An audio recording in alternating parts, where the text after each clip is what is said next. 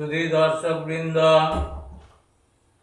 সুধী বন্ধুগণ, আজ আমি আপনাদের সামনে হাজির হয়েছি অনন্ত বিশ্ববার্তায়।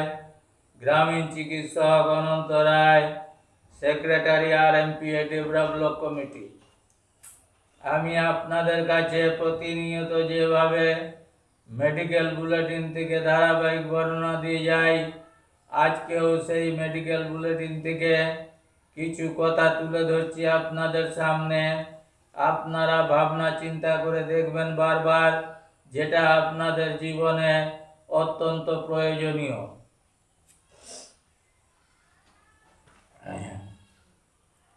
রোগ কেন হয়, এর থেকে একটা সাধারণ ধারণা করা যেতে পারে অসুখের কারণ নিহিত আছে খাদ্য খাদক সম্পর্ক ও আশ্রয় আশ্রিত সম্পর্কের মধ্যে।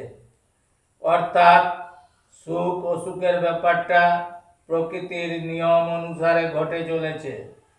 সম্পর্কের ভারসাম্য সুখ, ভারসাম্যে বিঘ্ন ঘটলে অসুখ। এই নিয়ম আবিষ্কার করে মানুষ রোগের বিরুদ্ধে লড়াই করার আয়ুধ তৈরি করেছে। প্রসঙ্গত মনে রাখতে হবে, রোগের বিরুদ্ধে লড়াইটা প্রকৃতিগতভাবে শুরু করে রোগী নিজেই। এই লড়াইয়ের রসদ খাদ্যের যোগান আসে কৃষকের কাছ থেকে। কৃষক হচ্ছেন রোগের বিরুদ্ধে লড়াইয়ে রোগীর প্রথম সহযোদ্ধা, চিকিৎসক দ্বিতীয়। রোগী চিকিৎসক সম্পর্কের নিরিখে কখনো কখনো চিকিৎসককে ভাড়াটে সৈনিক বলেও মনে হতে পারে। এমনকি ওষুধ পণ্যের নিরিখে ডাক্তারবাবুকে মনে হতে পারে ওষুধ বিক্রেতা। পরিহাসের বিষয়, রোগ যন্ত্রণা নিয়ে একজন রোগীকে চিকিৎসা বাজারে ক্রেতা হিসাবে ঢুকতে হয়।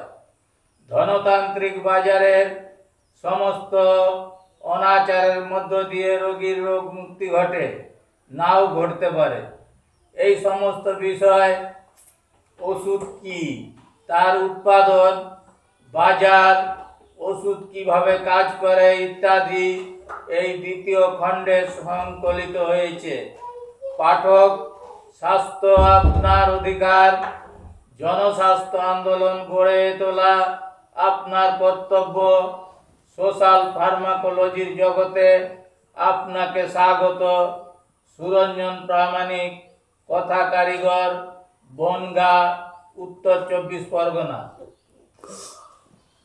অতএব জনসাধারণকে বুঝতে হবে যে রোগ কিভাবে সৃষ্টি হয় এবং রোগের বিরুদ্ধে আমরা কিভাবে লড়াই করে বাঁচব।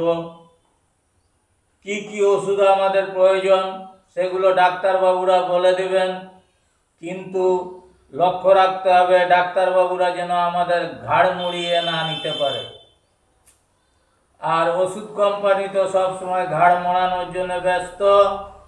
তারা আমাদের ওষুধ বাজার দখল করছে প্রতিনিয়ত, নতুন নতুন ওষুধ আবিষ্কার করে। এটা তো সকলেরই জানা। সুতরাং আর বেশি কিছু আপনাদের সামনে না বলে বিদায় নিচ্ছি অনন্ত বিশ্ববার্তা থেকে। গ্রামীণ চিকিৎসক Ananta Roy, secretary RMPA develop block committee. বিদায় নেওয়ার আগে আপনাদের একটু রিকোয়েস্ট করব, দয়া করে আপনারা আমার ভিডিওটাকে জনসাধারণের মধ্যে পৌঁছে দেওয়ার জন্য শেয়ার করবেন, বেশি বেশি করে সাবস্ক্রাইব করবেন। আপনাদের সামনে ভিডিওটা যাতে সবার আগে পৌঁছে যায়, তার জন্য আপনাদের সবাইকে আন্তরিক ধন্যবাদ ও নমস্কার জানিয়ে বিদায় নিচ্ছি অনুষ্ঠান থেকে।